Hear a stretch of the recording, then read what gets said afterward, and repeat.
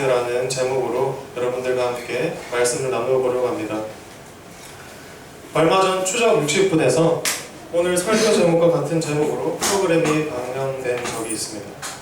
바로 쪽방촌에 사는 사람들의 그런 빈곤한 상황을 이용하여서 비즈니스를 하는 것이죠. 어떤 사람은 무려 4채나 집을 소유하고 있는데요. 이 4채의 건물에 있는 쪽방만 33개에 달한다고 합니다. 쪽방 한 개당 월세는 20만원에서 25만원가량이고요.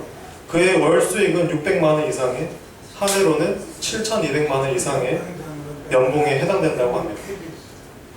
세무서에서는 이러한 자들에게 불로소득으로 2채 이상을 가지고 세를 받는 자들에게 세금을 걷게 되어 있지만, 이러한 법이 유명무실한 것은 계좌이체가 아닌 현금으로 월세를 주고받으면서 국세청에 소득이 잡히지 않도록 수를 쓰고 있기 때문입니다.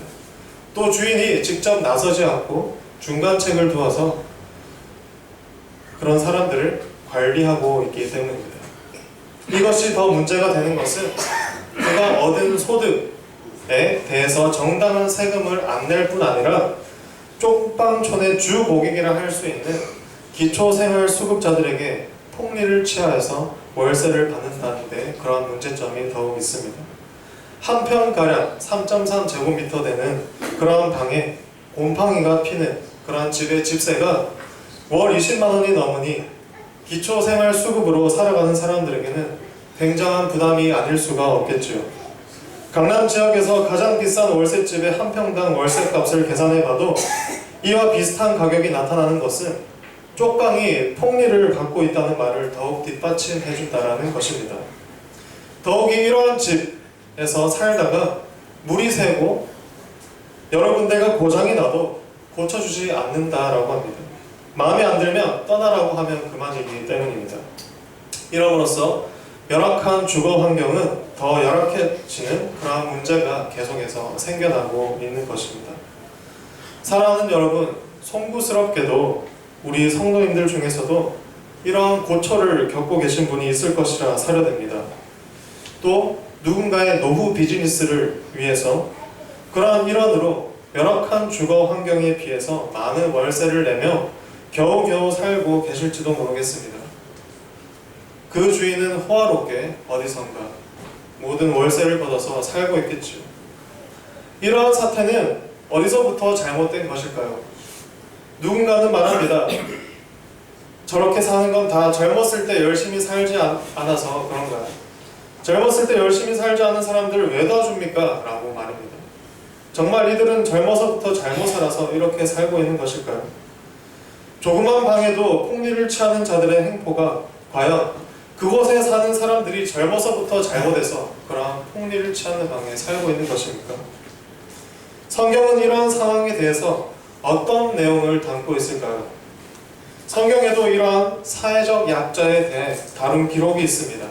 바로 오늘 본문이죠. 사르밧 과부의 집에 하나님의 명령으로 엘리야가 찾아가지 않았더라면 사르밧 과부는 분명히 그 마지막 양식으로 아들과 함께 나눠 먹고 죽었을 것입니다. 사르밧 과부는 시돈이라는 나라의 사르밧 지역에 사는 과부라서 사르밧 과부라고 성경에서 기록하고 있습니다. 옛 시대의 과부라는 그러한 사회적 신분은 참으로 먹고 살기가 힘든 신분이었습니다.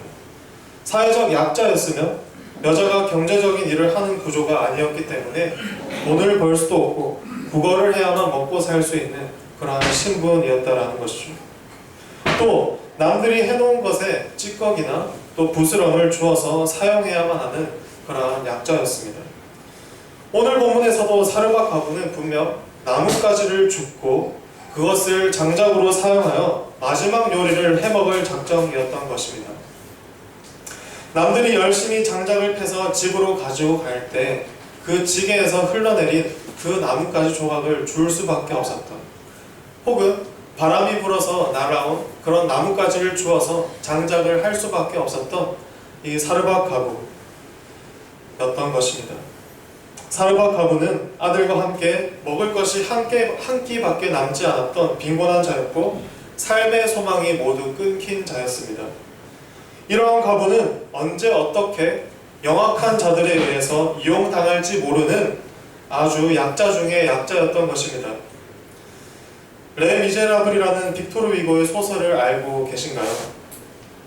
모르셔도 좋습니다. 이 소설은 매우 훌륭한 감동을 주는 소설이어서 뮤지컬로도 아주 많이 만들어진 작품이기도 합니다. 이 소설에도 아이를 키우기 위해서 허들의 일을 하는 판틴이라는 과부가 등장합니다. 이 과부는 외모가 뛰어나고 일을 성실하게 잘한다는 이유로 공장에서 시기와 질투를 한 몸에 받고 쫓겨나게 됩니다. 거리를 떠돌다가 결국 몸을 파는 사람으로까지 전락하게 되죠.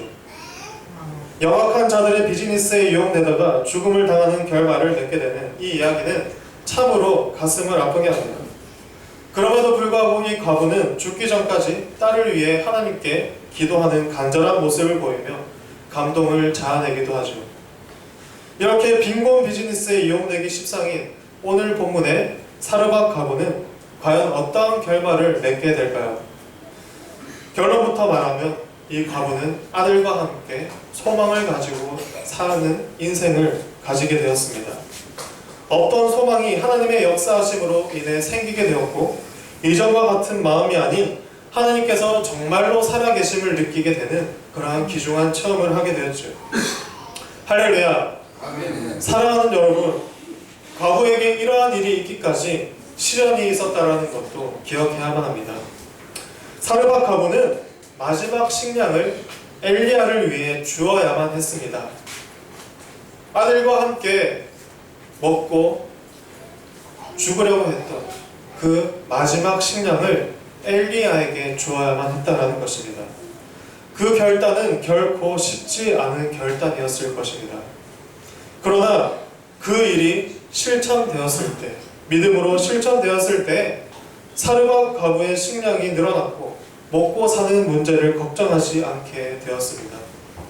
그런데 또 한 가지 시련이 생겼습니다. 그의 아들이 매우 아프다가 죽게 된 것입니다.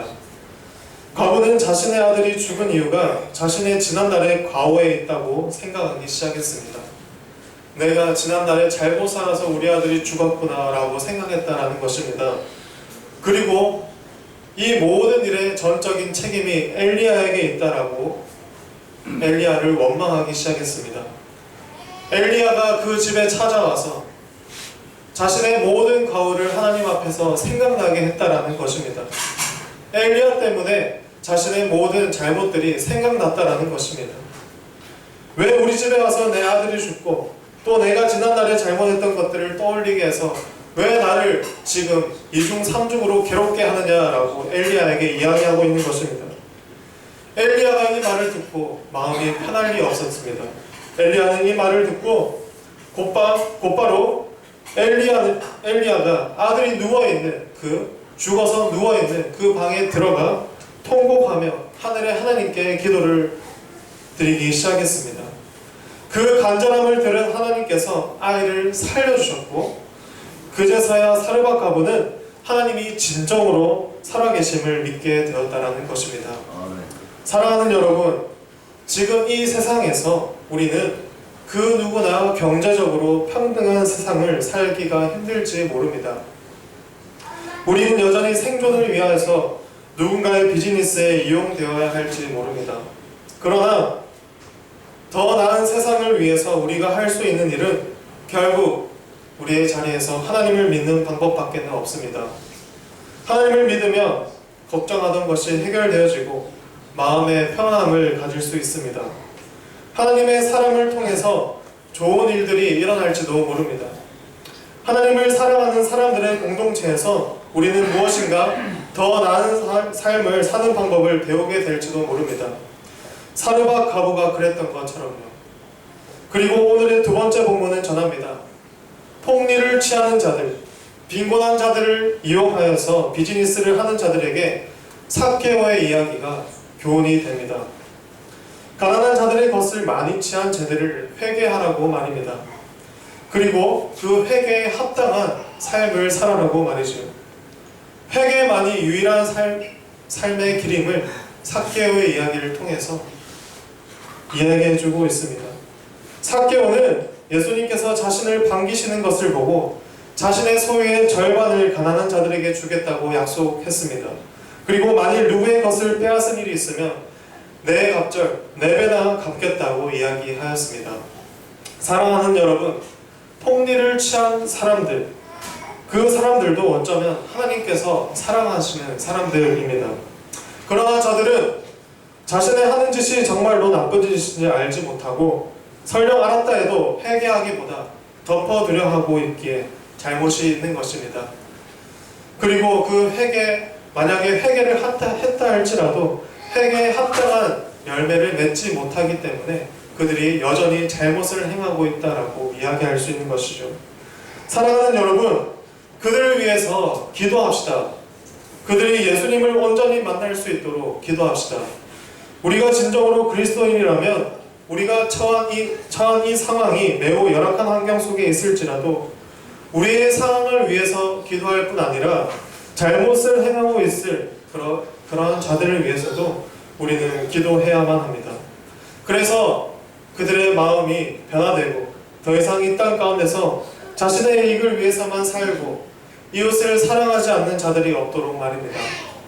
사르밧 과부와 삭개오는 참으로 다르지만 둘 다 인생의 주인이 누구인지 알고서부터는 그들의 마음이 변화되어서 그 변화된 삶에 합당한 그러한 행동들을 취하며 살게 됩니다. 오늘날 우리의 주변도 마찬가지입니다.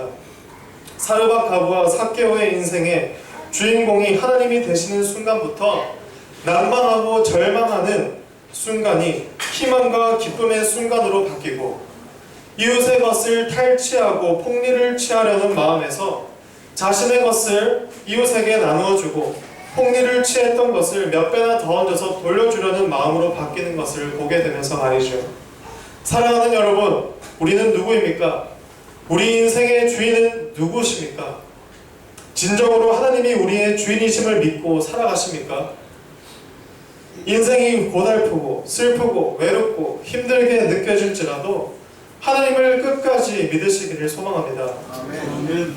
여기 앞에 서 있는 저를 믿으라는 것이 아니고 제가 전하는 하나님을 믿으시기를 간절히 소망하는 것이죠. 아멘.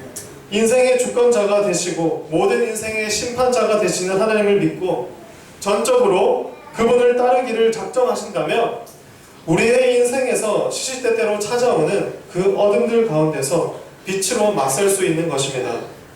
인생이 퍽퍽하다고 불만만 늘어놓으신다면 달라질 것은 아무것도 없습니다. 우리가 선 그 자리에서 하나님께 기도하고 더 큰 일이 생기기 전에 하나님을 온전히 믿을 수만 있다면 그것은 참 복된 인생일 것입니다.